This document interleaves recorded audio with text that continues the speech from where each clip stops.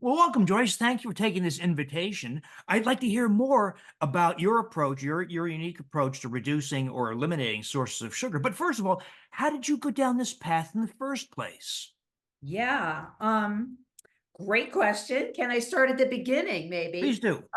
do. Anyone who's listening, just so they know what my background is, my whole life, as far back as I can remember, Dr. Davis, I was addicted to sugar. So as a kid, sugar was always on my mind. I have those thoughts as a little kid.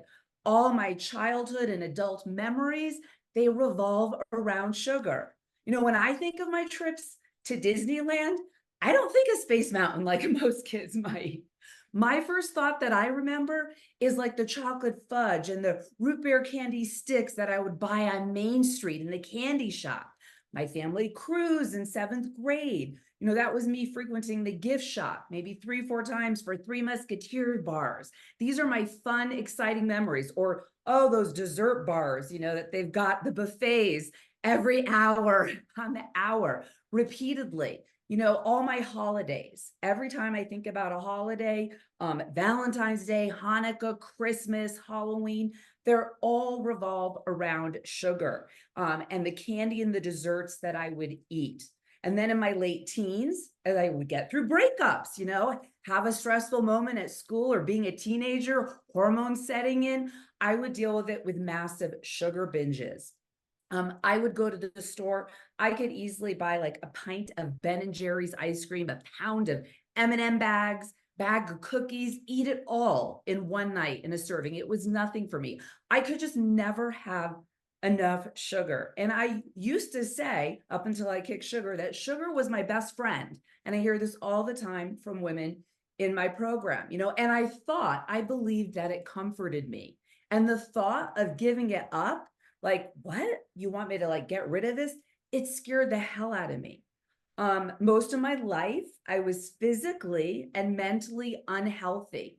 At my heaviest, I was 67 pounds overweight. So I weighed about 186 pounds.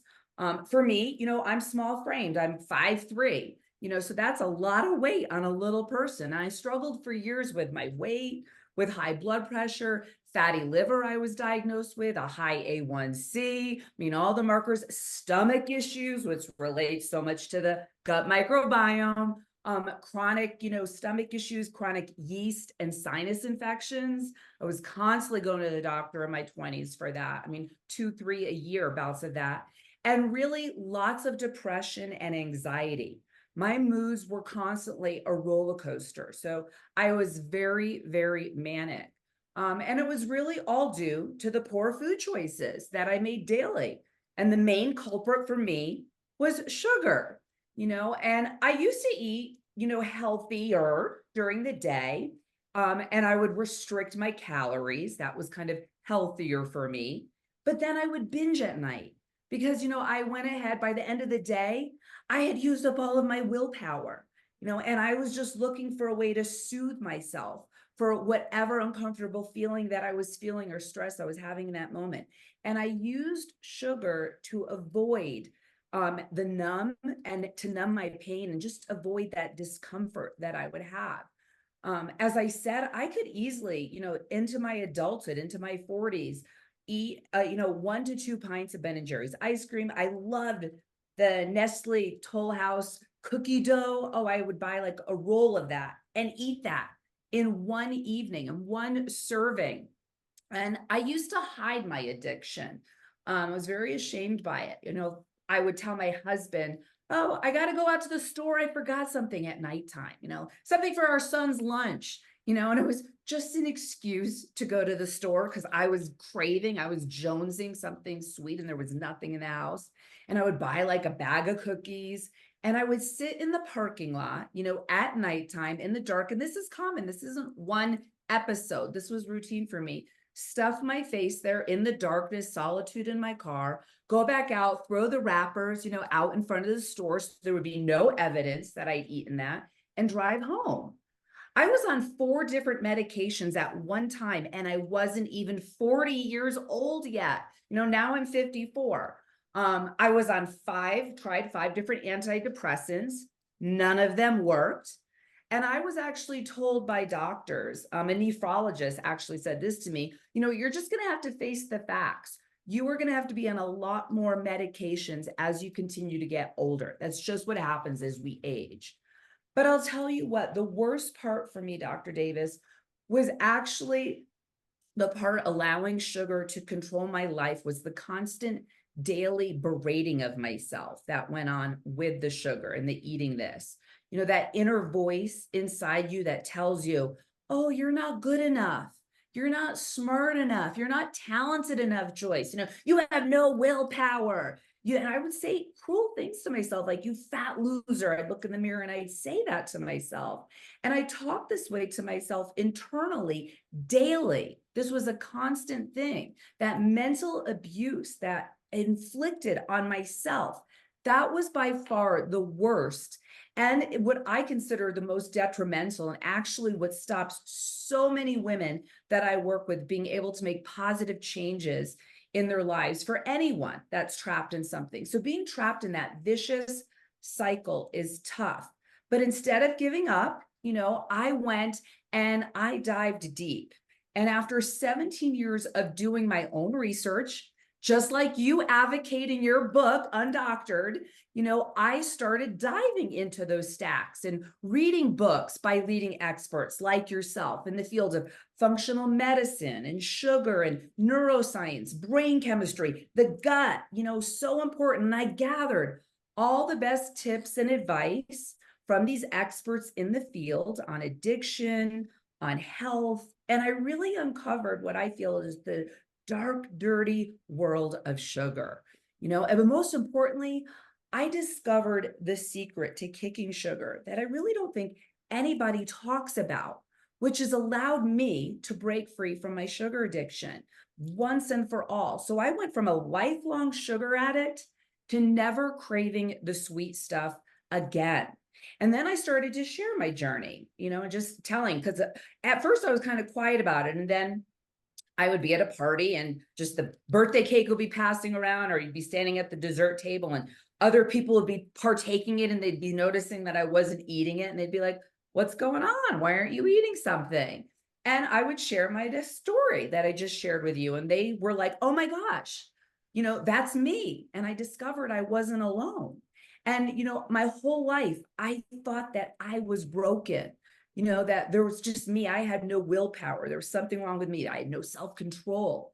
But the more times that I shared this story with others, I heard back from women sharing the exact same story. And I realized I wasn't broken. These women aren't broken. Our food system is broken. That's what's here and what's wrong. And that sent me on the mission to found Healthy Education and write I Kick Sugar, and then create the I Kick Sugar Masterclass program, where I lay out the exact same steps. It's super simple. It's not rocket science, same steps and revelations that I used to kick sugar. I can say now, wow, this past September was 8 years for me.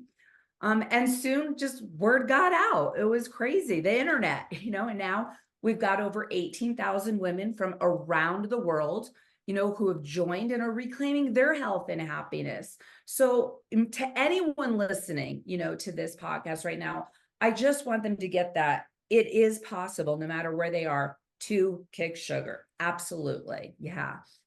So, Joyce, you came at this, it sounds like, through logic and learning, but was there some kind of last straw event that pushed you over and said, well, damn it, I've got to do this?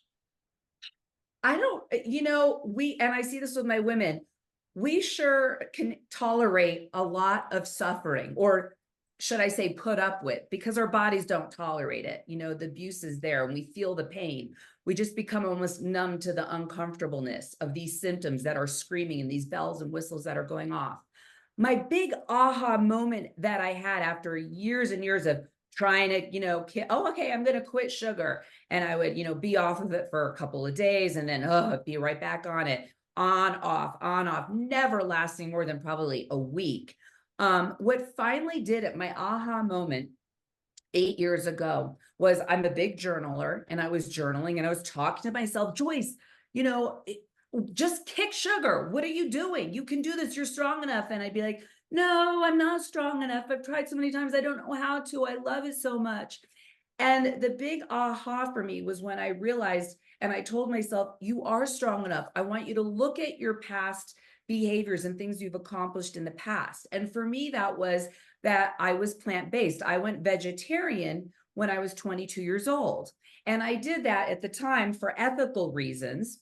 And then my whole family became vegetarian, plant-based. And then I went vegan. I even went off and worked for PETA for a couple of years and got into animal rights. So whole big long history there. Didn't care about, my health at the time, because you can be a very unhealthy vegan, which I was, still eating lots of sugar being a vegan. I would drive through McDonald's and I'd be like, I'll have a hamburger minus the meat and a fry and a Coca-Cola.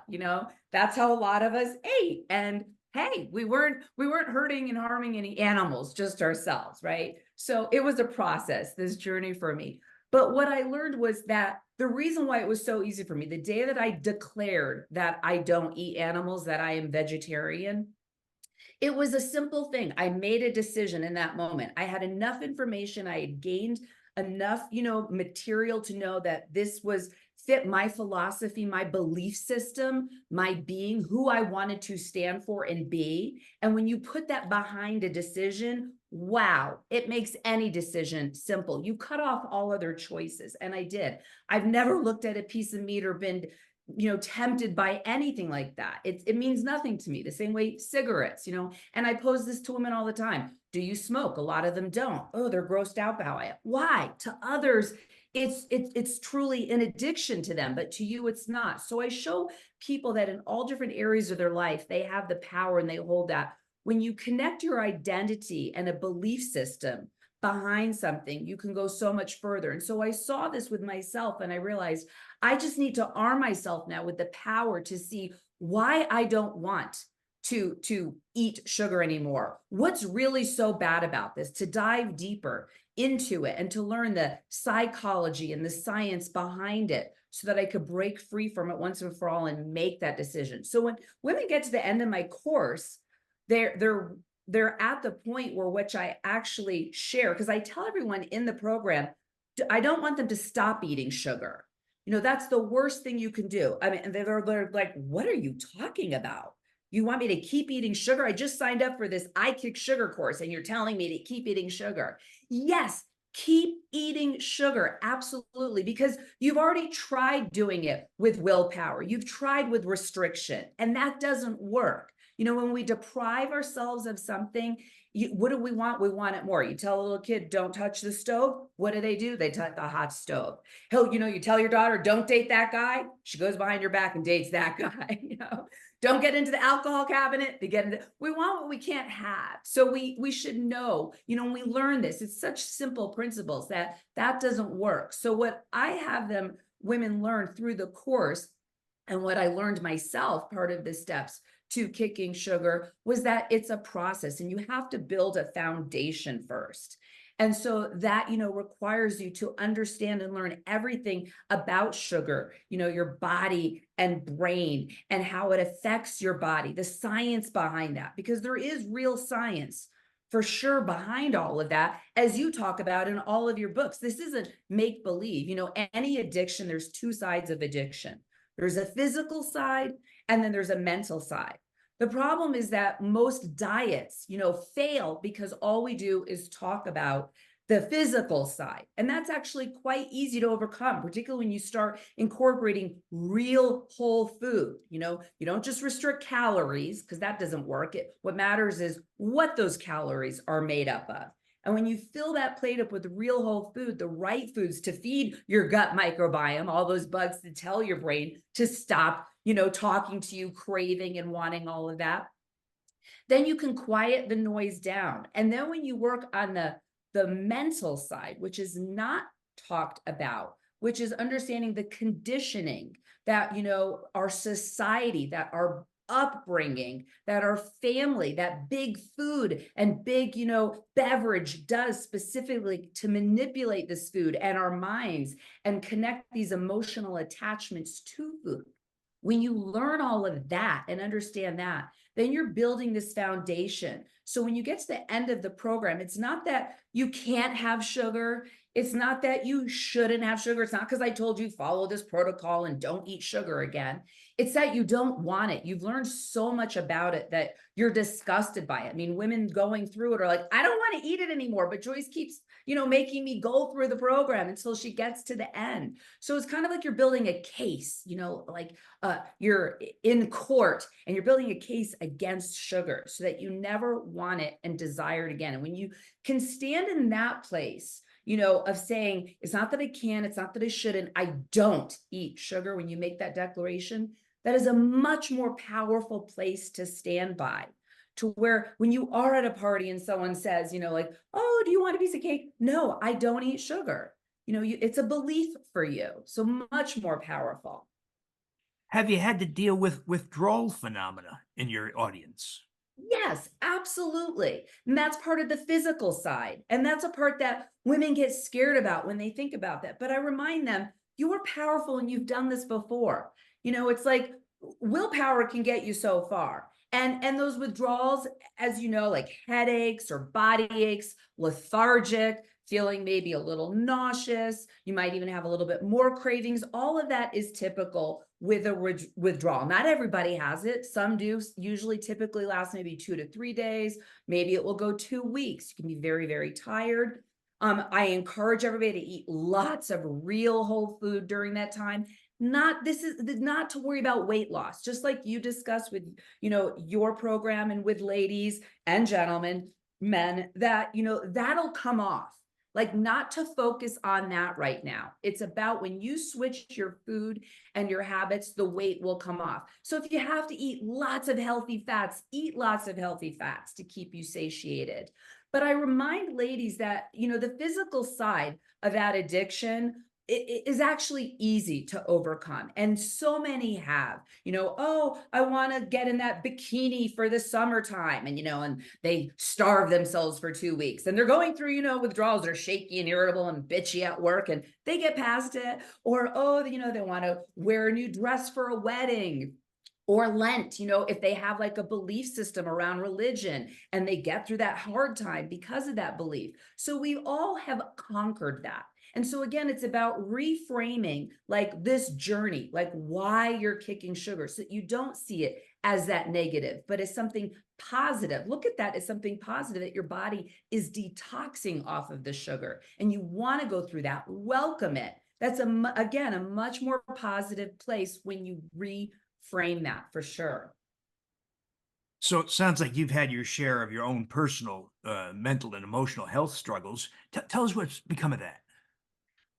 Well, I'm not going to lie. I mean, first, yes, I am a happier, healthier person. Those manic mood swings that occurred so much from my blood glucose levels, right? Going up high, then crashing, then going back down. My husband's like, who am I going to get today? Dr. Jekyll, Mr. Hyde, not knowing, very, very moody and manic. That has definitely leveled out.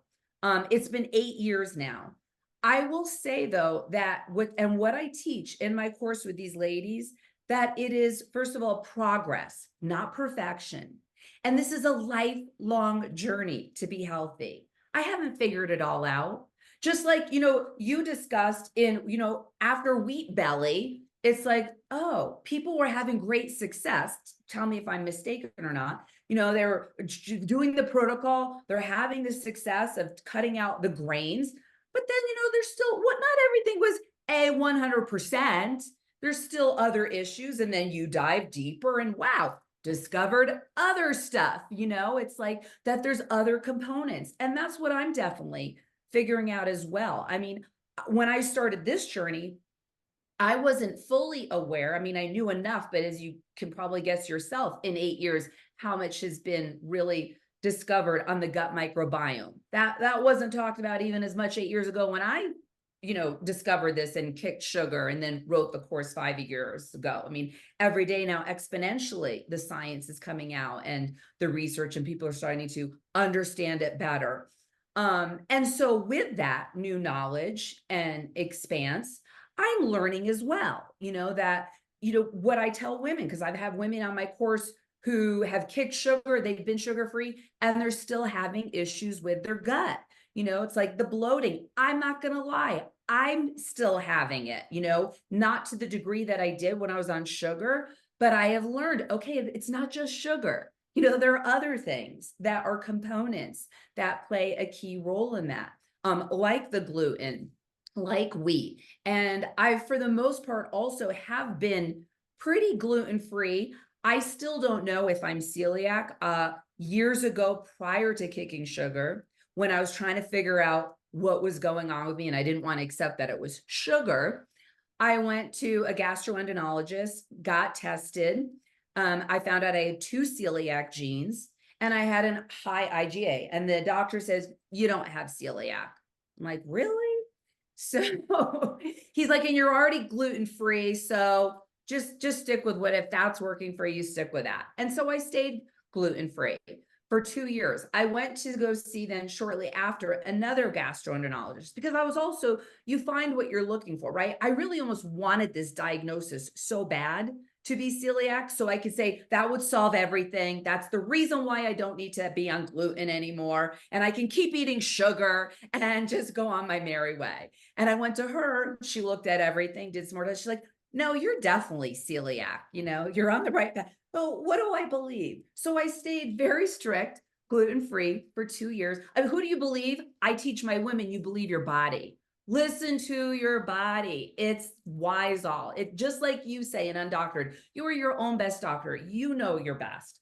So I stayed on gluten, was still eating sugar, felt better, but still had some episodes here or there. And finally, one day, because I didn't have a reason, a belief behind it, I didn't have enough knowledge to gain and power, like what was going on with gluten. I went back to eating. I had pancakes one morning and boo, from there I had gluten and I didn't have any flare-ups. So I thought, you know what? That first doctor must be right. I'm not celiac. And I don't know if I am or not, but I do know that gluten doesn't work for my stomach because through the years, I mean, I eat very small amounts and then I'll say, why are you having a flare up? Why is your stomach, bloated? Why do you not feel good? And and then I'm like, I'm eating so healthy. Well, maybe it wasn't so healthy. Maybe those gluten-free wraps that you had, made with rice flour or one of the other ingredients, maybe it's not. Maybe you need to start listening to Dr. Davis, And so it's a process is what I try and tell all my women. I don't want to overwhelm them with all of this because then you're just paralyzed and you don't move anywhere. But what I do encourage, and I say at the very beginning, which is why I like my program, instant access, lifetime access. It's like my coaching goes beyond, the 8 weeks, because once you've declared your day and you're sugar-free, you don't leave, don't quit and say goodbye. It's almost like Alcohol's Anonymous. You need that support. You need a positive community, people just to talk about the conversation and learn what the latest thing is, learn the latest science, understand more because the field is constantly growing and expanding. And to keep moving on, like, I'm going to start getting into making your yogurts now. I didn't do that 8 years ago or 8 years. So I'm just going to keep getting healthier and healthier. It took me 50 or 40 some years to get to this place. It's going to take me another 40 to get to continue on with this place. So yeah, hopefully that answered the question. How has this gone over with the rest of the family? They love it. I mean, well, first of all, my parents were big advocates and full supporters. They supported. I have an older sister, 2 years older, who's actually type 1 diabetic, ironically.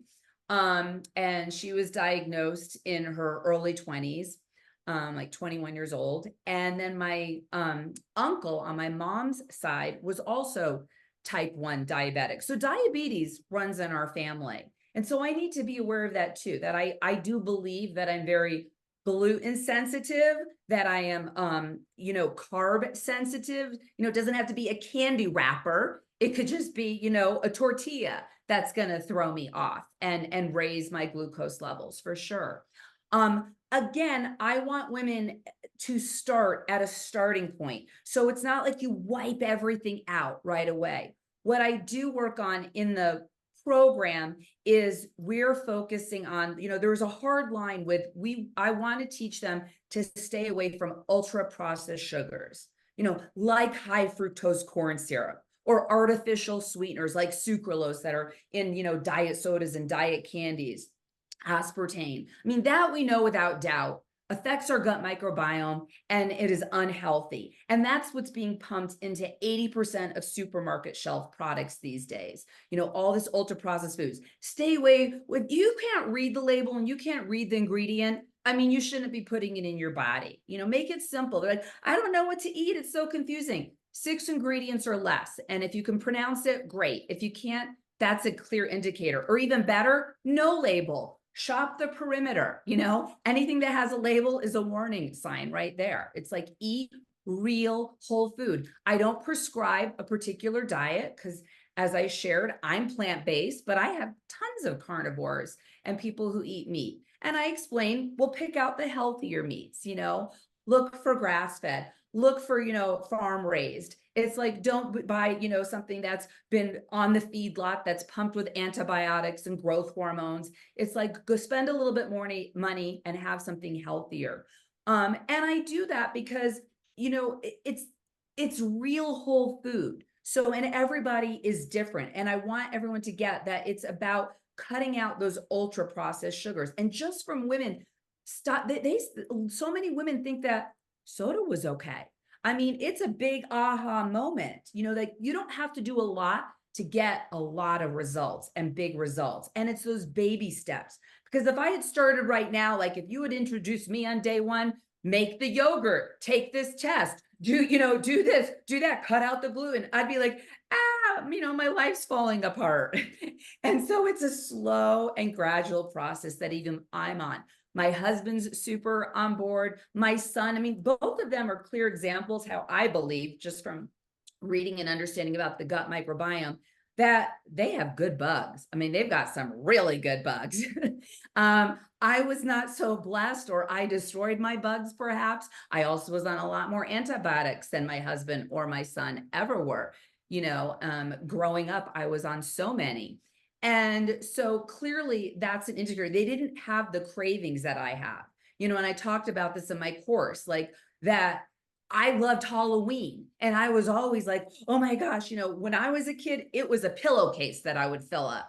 And I would finish that pillowcase in like 2-3 days and hide it in my room. You don't touch that pillowcase. That's mine. My grandpa wants a piece of candy. No, grandpa, you're not getting any.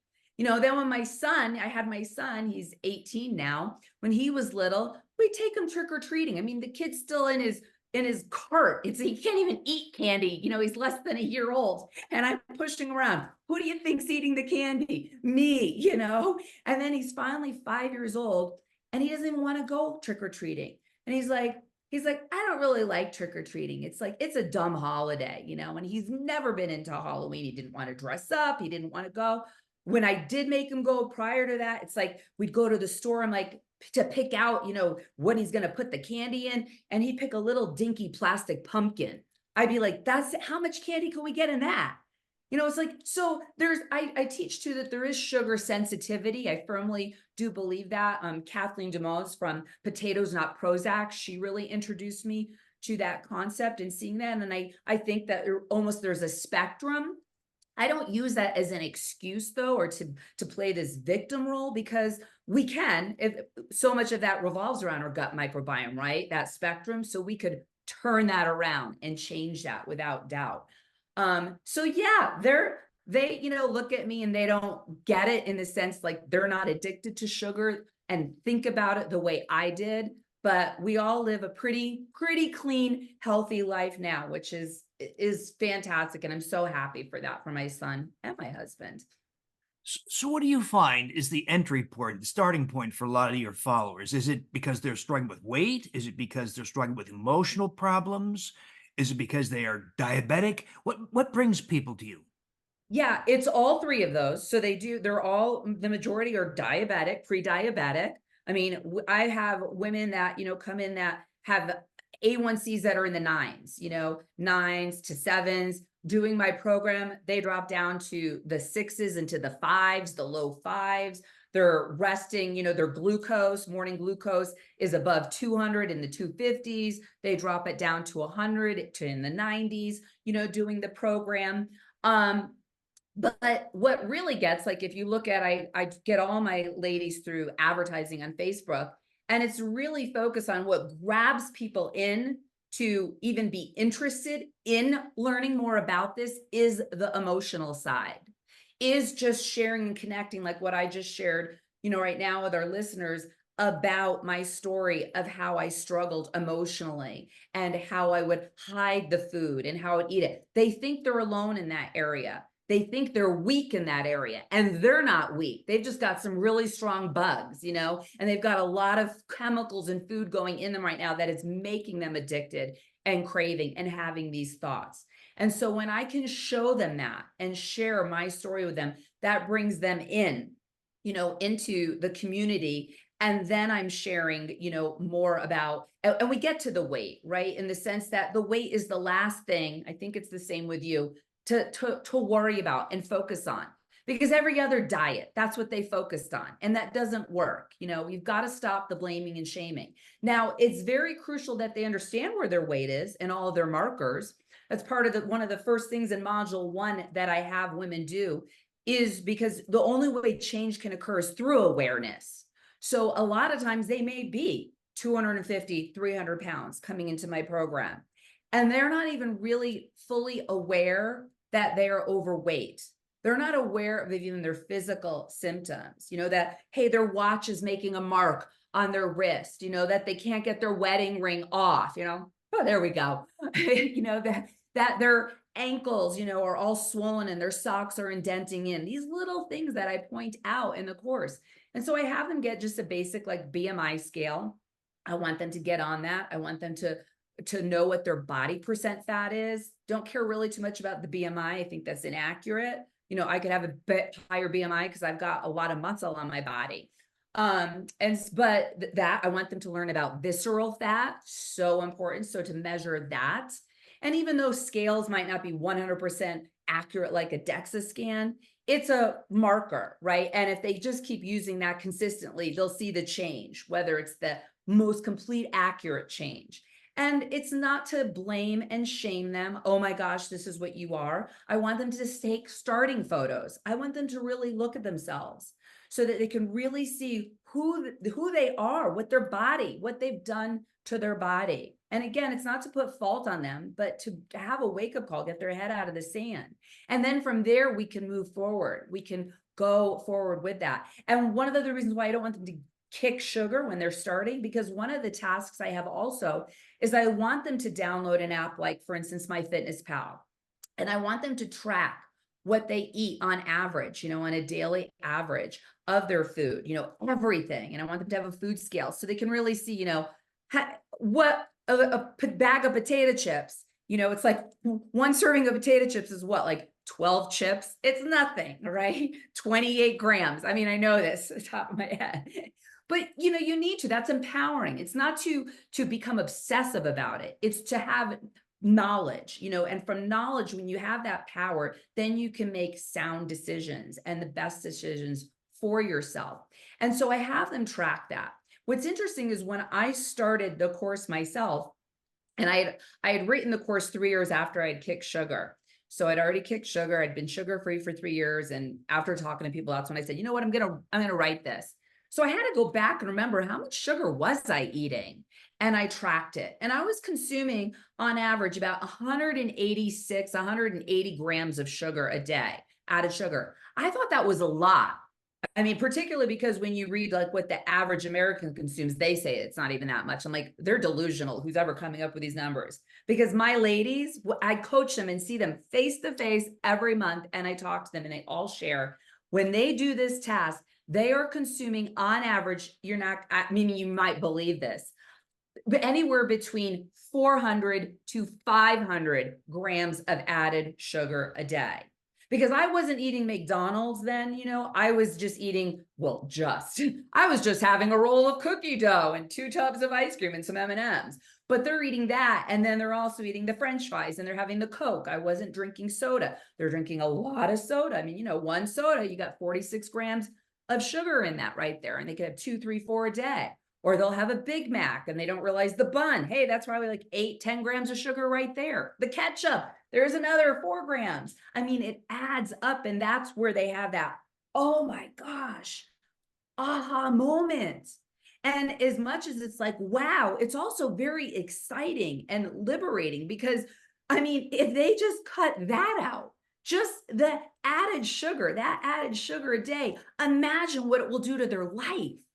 So because then a lot of times they'll start and they'll say, well, what about honey or date paste or stevia or monk fruit? I'm like, let's not worry about that. When you get to where I am, then we can start analyzing how good is that? What is that? Let's just work on this right now. And that alone is going to friggin' change your life. And it does. I mean, these women that I'm talking about getting their A1C from 9 down to 6s and 5s, they haven't even gotten like totally physically fit yet. It's just from changing that, going from 500 grams of added sugar a day down to maybe even 80. Now I'm prescribing not to consume more than 25 grams of added sugar a day. That's the goal. But again, it's not about perfection, right? It's progress.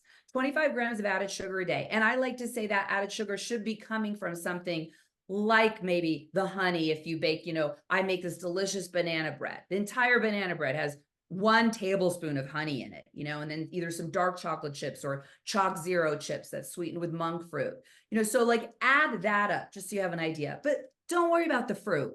Eat the fruit whole, right? Not fruit juice, but whole with the fiber, the vitamins, the minerals, packed with all of that. The way nature intended us to eat fruit, to slow down the absorption of the sugar and to feel full.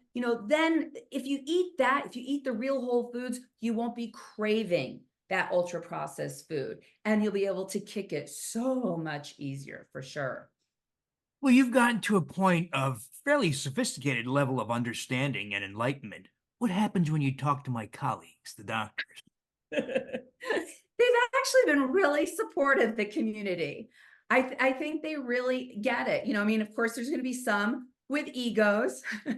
I mean, I just had a woman share in the group literally like 2 weeks ago say she went to her doctor. She had she was wearing her I Kick Sugar sucks, it said shirt. The doctor's been monitoring her and, keeping her eye on everything.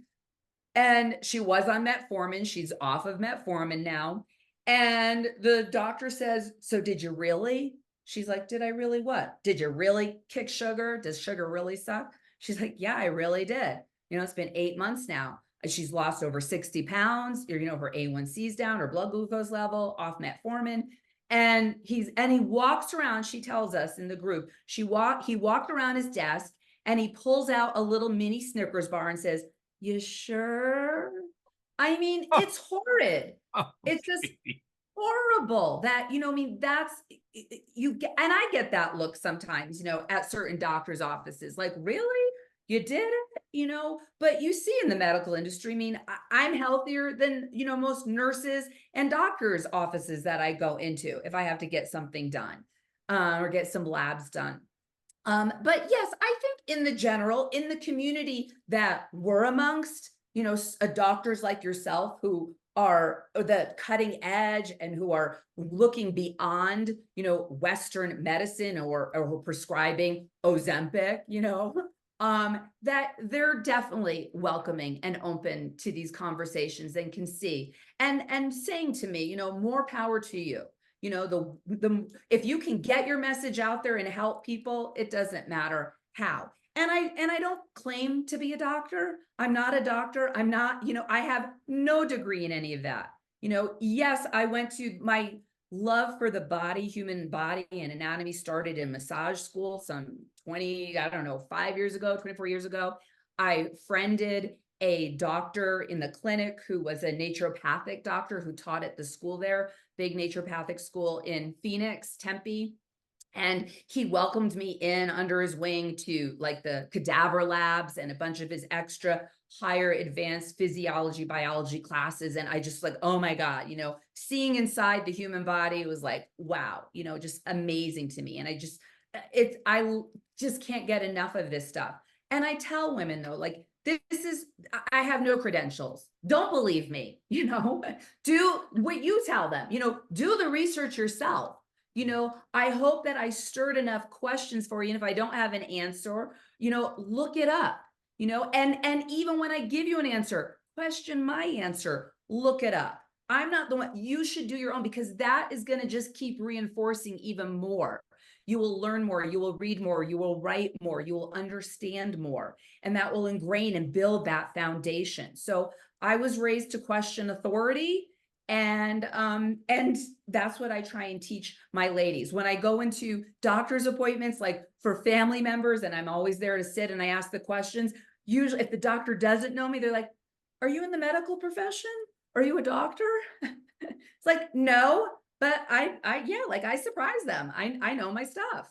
And like you've said, I'm not ashamed to say it. I think I do know a lot more than most doctors, for sure.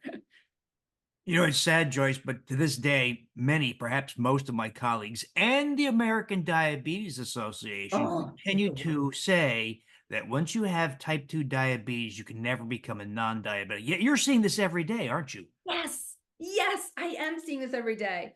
I don't prescribe to what the American Diabetes Association is. I mean, they're a big industry, nonprofits with a bunch of people at the top who have big salaries, and they're making a lot of money off of people's donations, not helping people. You go to their fun runs, their events, and what are they offering you? Orange juice and bagels, and muffins. It's really, it's criminal, frankly. It really is criminal.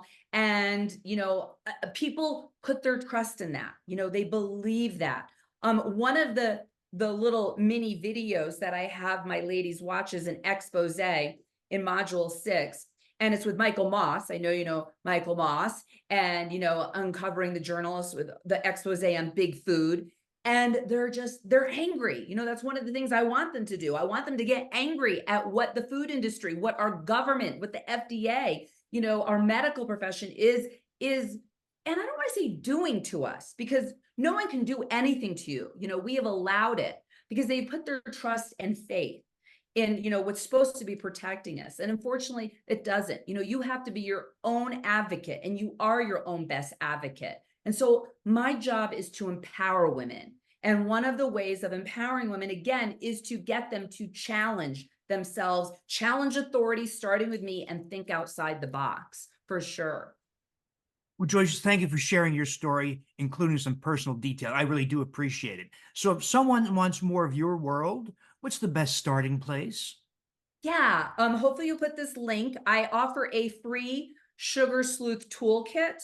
And I'll make sure you have the link for that, where people can come, women can just enter in their email address, and they will get a free guide emailed to them that will show them. I mean, we're starting with the basics here, right? Basic step 1, learn how to read food labels. That's the first thing to empower. And you and I might take it for granted because we've been doing it for so many years, and we think everybody knows how to read a food label.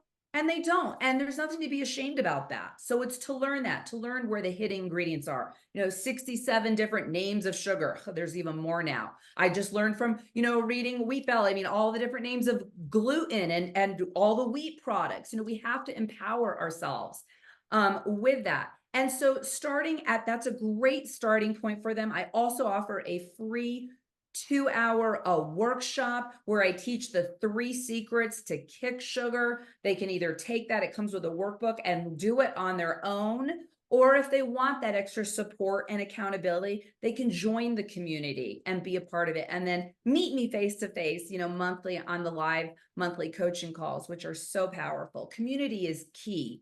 And having that support system beyond even, once you've kicked it, to have people in your corner, because you become, who said it? I forgot who said it, the famous quote with, you were the 5 people you hang around with the most. So it's like, if you don't have that in your family, in your life, in your circle of friends, they're all eating unhealthy, they're not moving their body and exercising and reading these books and listening to these podcasts, join us, you, so that they can have that community, because that is crucial, and that makes a world of a difference, for sure. And that's one of the reasons why I do what I do. This keeps it alive for me. so that I continue on that journey because I still need it. Then I meet someone like you, and it just continues on without doubt. So crucial. Well, thank you, Joyce. And thank you for doing what you do. It's really so critical. You know this. The right message is not coming from the place that are supposed to be. American Diabetes Association, don't make us laugh, right? Most doctors, sad to say, not doing their job. So thank you for doing what you do. It is so critical, so important. Thank you. And thank you for what you're doing. And thanks for having me on. It's been a pleasure.